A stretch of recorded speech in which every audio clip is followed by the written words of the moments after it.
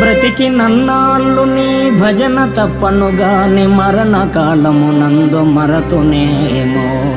ఆ వేళ యమదూతలాగ్రహంబున వచ్చి ప్రాణముల్ పెకలించి పట్టునప్పుడు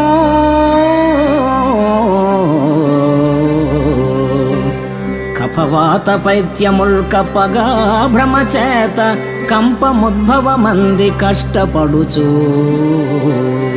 నా జిహ్వతో